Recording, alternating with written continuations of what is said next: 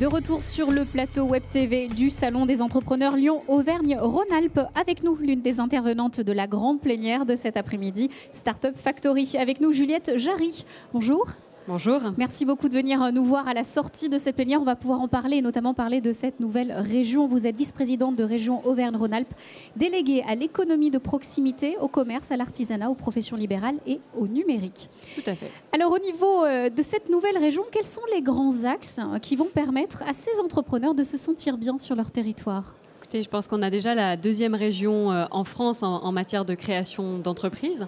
On a une région qui a quand même un potentiel énorme, donc maintenant une grande région puisqu'elle compte l'Auvergne et Rhône-Alpes, 8 millions d'habitants sur l'ensemble du territoire. On a un territoire qui est extrêmement riche d'infrastructures, qui est extrêmement riche d'acteurs à la fois de la formation aussi bien que de la création d'entreprises, des personnes qui accompagnent les créateurs d'entreprises. On a des écosystèmes et des filières qui sont très nombreuses. On a le décolletage dans la vallée de l'Arve, on a Biopôle sur Clermont-Ferrand, on a Plastic Valley, on a énormément d'atouts dans notre région. Parce que je pense que créer, effectivement, c'est bien. On est très, très bon sur la création d'entreprises. On a énormément de personnes qui accompagnent la création d'entreprises. Maintenant, il faut aussi aider le développement, accompagner le développement des entreprises. Et pour ça, il faut un écosystème qui soit favorable.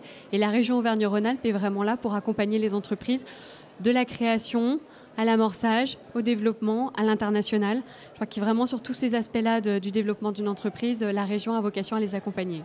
Alors, autre point fort également de cette région, le numérique. Vous êtes en charge donc, de piloter la grande ambition, Laurent Wauquiez, tout simplement faire de cette région la porte d'entrée du numérique en Europe. Alors, de quelle façon est-ce que vous allez vous y prendre ? Quelques clés.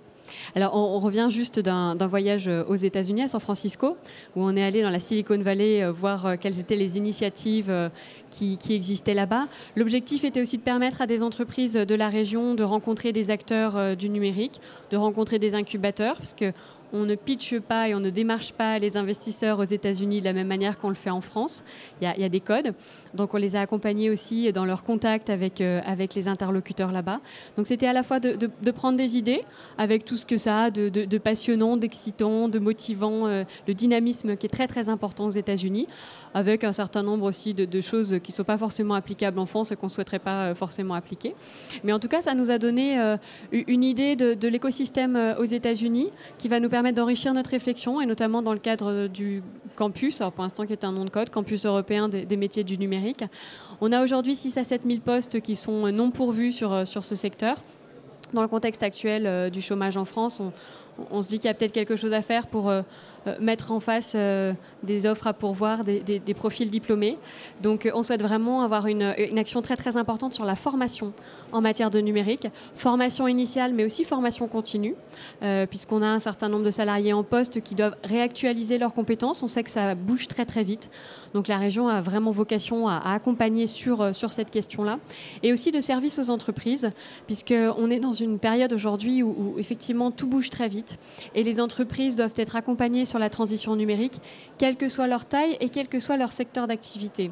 Et dans ma délégation, j'ai l'économie de proximité, en plus du numérique. L'économie de proximité, c'est aussi bien les commerçants, les artisans, les professions libérales, l'ESS.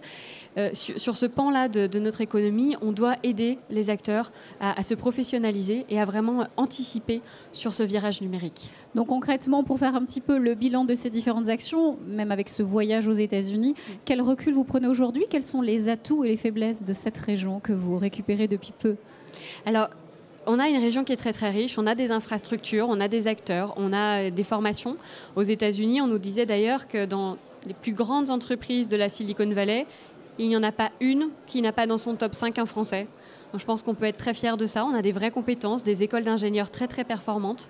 On a un écosystème qui est déjà très, très présent et très dynamique. Maintenant, au niveau de la grande région, on a l'Auvergne et Rhône-Alpes. Donc, on a un travail aussi à faire pour amener les acteurs à se parler entre eux, parce qu'on avait des frontières un petit peu administratives avant. Donc, c'est comment est-ce qu'on crée un écosystème à l'image de cette grande et belle région Auvergne-Rhône-Alpes qui inclut d'Aurillac à Chamonix, l'ensemble de tous les acteurs de notre région. Un dernier mot concernant cette plénière Startup Factory. Alors, quelle a été l'ambiance? On sait que la salle était pleine, mais quel message la région a-t-elle pu rappeler aux start-upers? Déjà que la région sera à leur côté, puisqu'on a vraiment cette vocation d'accompagner la création d'entreprises et son développement, qu'elle sera à ses côtés de manière très directe et très visible. On a notamment aussi travaillé, nous, sur un site Je crée en Auvergne-Rhône-Alpes pour pouvoir rendre de la lisibilité sur tous les dispositifs d'accompagnement qui existent. Et puis dire que les startups, le numérique, évidemment, c'est l'avenir. Bien sûr, on n'oublie pas les secteurs traditionnels. On a vraiment vocation à les accompagner, à être présents à leur côté. Le message est lancé. Merci beaucoup, Juliette Jarry, d'être venue nous voir et très bon salon des entrepreneurs. Merci beaucoup. Merci.